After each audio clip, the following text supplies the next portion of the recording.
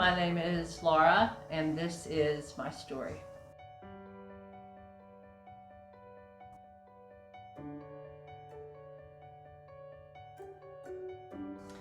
I grew up in probably what was a typical middle-class American family. My parents loved me. My dad loved me amazingly. He was a great example of someone that I thought would lay down his life for me.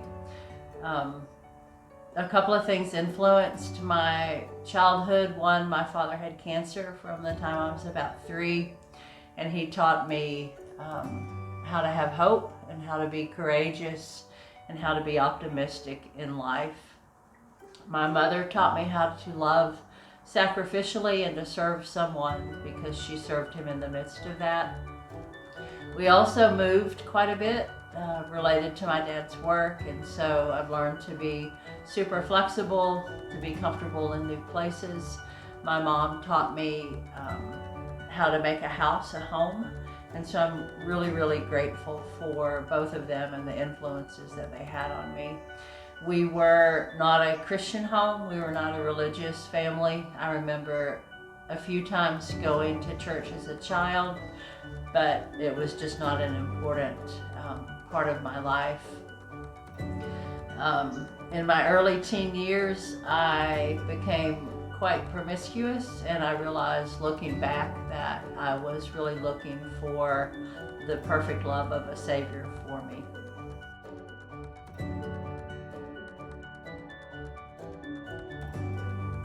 It's interesting, I never really thought much about Christianity or even spiritual things up to this point. I was influenced also by humanistic philosophies of the day and also by the drug culture.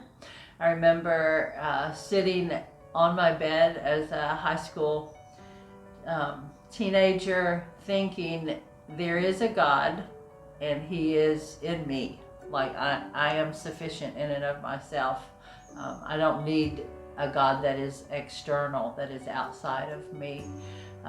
Of course, that's crazy thinking that I realize now, but I think that began the journey of me starting to think about spiritual things. I had someone, no one had ever shared their gospel with me, talked to me about spiritual things. But at that time, I began to think about that, to realize that I did need a Savior, that I could not save myself. I needed to be rescued.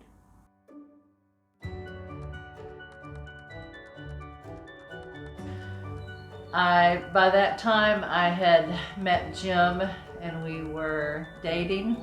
I went with him to a Bible study. His sister had come to faith, and at that Bible study, I heard to my remembrance for the first time that there was a Savior that loved me.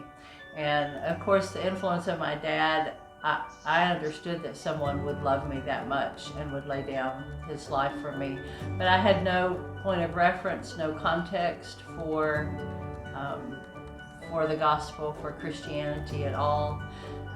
And so even though I heard that, I did not embrace it at that time. It was not until several years later, after we were married, that I began to see my greater need for Christ.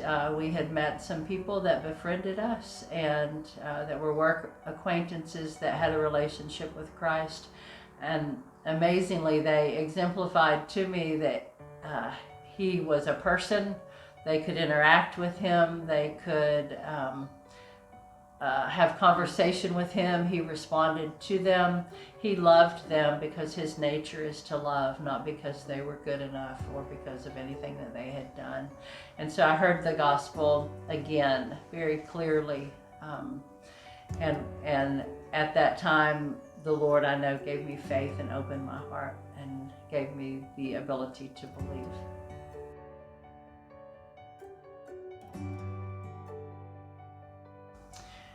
My life changed drastically. At that time, I really honestly have never gotten over the love of Christ for me, his perfect love for me. Again, like I said earlier, I realized that in all my wrong living, I was looking for a perfect love, and now I have that. It actually impacts me daily, to think that he has adopted me into his family. He has lavished that love on me, not because of anything in me, but again, because of the nature of who he is, and that impacts me daily. I think I've also come to realize that that love is not just for me, but it's for other people that I bump up against in life. And so I realize that people's stories may be similar to mine. They may be looking for a love and are unsure of where to find that. And so if that's you today, I would love to tell you about the love of Jesus. Again, I've not gotten over the fact that he lavished his love on me, and it's sure and certain and strong. I'm so grateful for that.